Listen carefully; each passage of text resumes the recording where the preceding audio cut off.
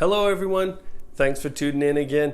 I know it looks a little strange behind me this week versus the other weeks that we've done these Amazon Echo updates and new feature videos.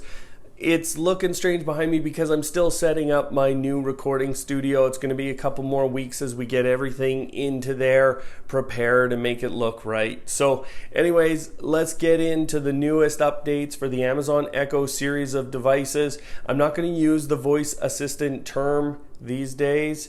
I've been getting lots of comments from the channel that you guys don't want to hear that. So just know that it is all related to that voice assistant. So let's get going.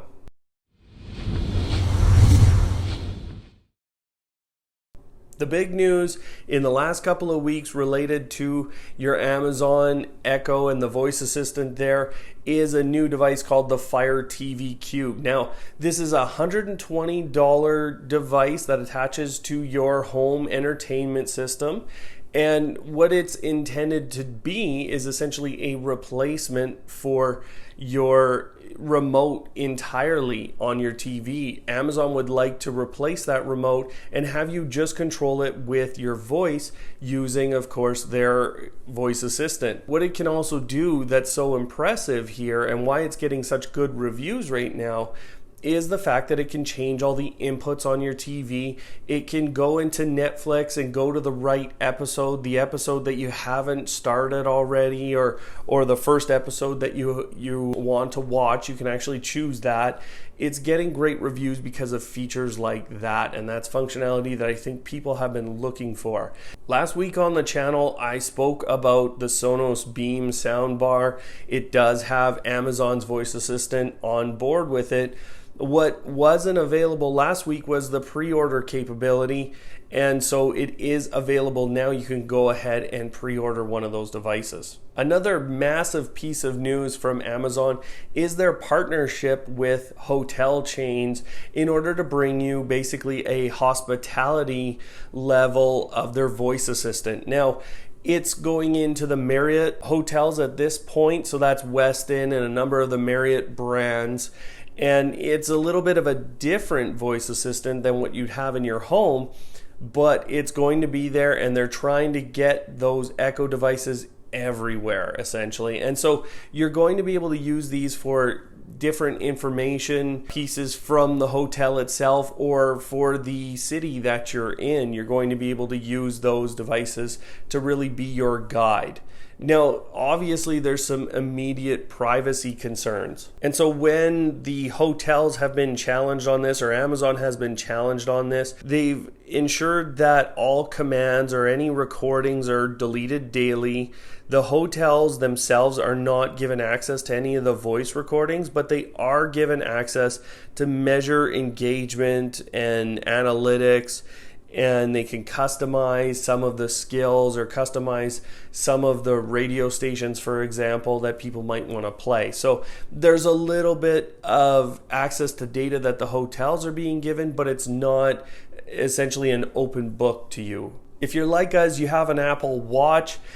With that comes the difficulty of using your voice assistant that you're used to with Amazon here. Now, that capability is there if you use an app called Voice in a Can. Now, that app will allow you to connect your Amazon account and therefore your voice assistant from Amazon into your Apple Watch. You can open that and utilize your voice assistant as you normally would.